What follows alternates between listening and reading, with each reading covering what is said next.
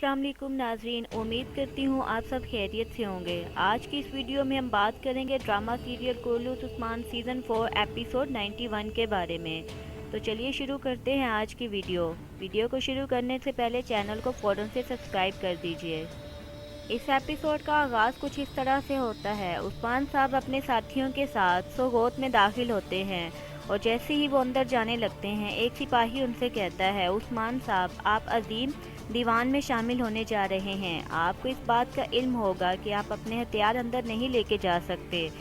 ये सुनने के बाद उस्मान साहब कहते हैं, तुमने बात बहुत अच्छे से की है, जीते रहो, लेकिन आपको ये भी पता होगा कि उस्मान साहब अपने हथियार कभी किसी को नहीं देता।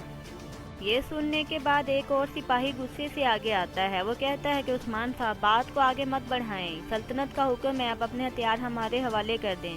जैसे ही वो उस्मान साहब की तलवार पकड़ने लगता है, उस्मान साहब उसका हाथ दबोच देते हैं। उस्मान साहब उसे कहते हैं, मेरी तलवार को म्यान में ही रहने दो, वरना यही आखिरी चीज होगी जो कि तुम देखोगे। इसके बाद उस्मान साहब उसे थप्पड़ मारकर नीचे गिरा देते हैं।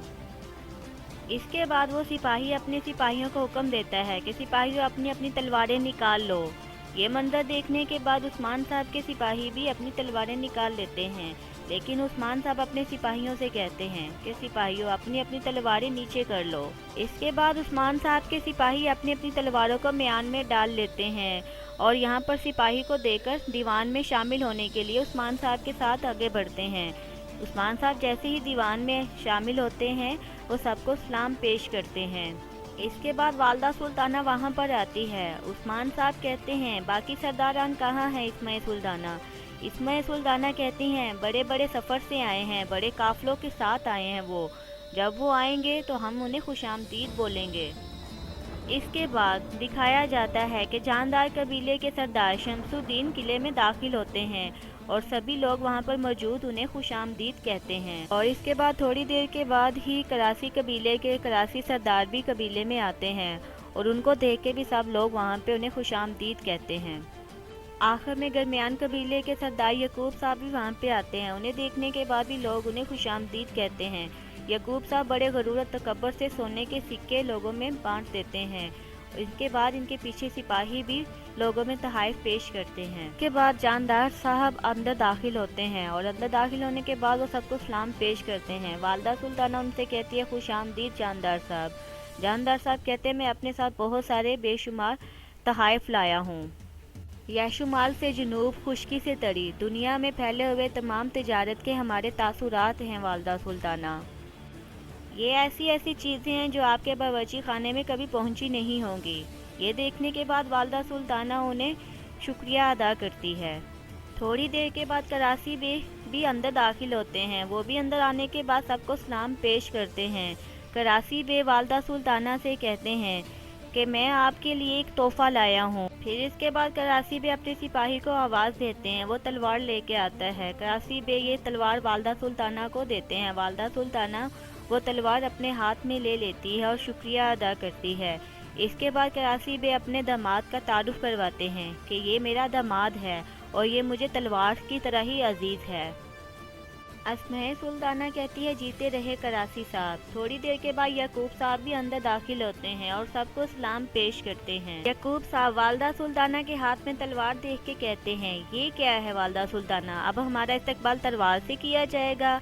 वालदा सुल्ताना मुस्कुराते हुए कहती है, खुशामदीद यकूब साहब। इसके बाद यकूब साहब उस्मान साहब की तरफ देखते हुए कहते हैं।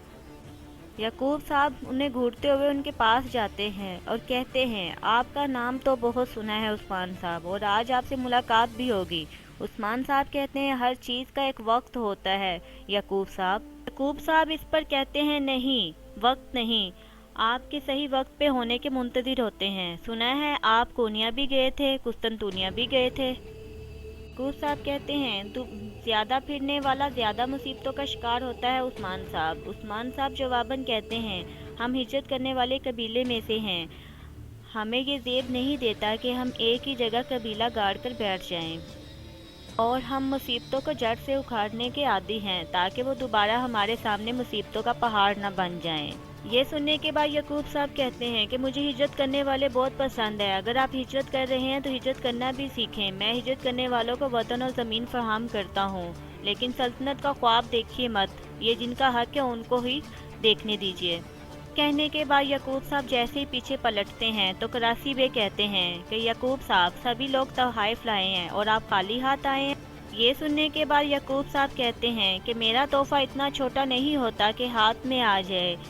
300 मजबूत घोड़े सुल्तान की शान के मुताबिक बाहर खड़े हैं। वालदा सुल्ताना कहती है, बहुत शुक्रिया यकूब साहब।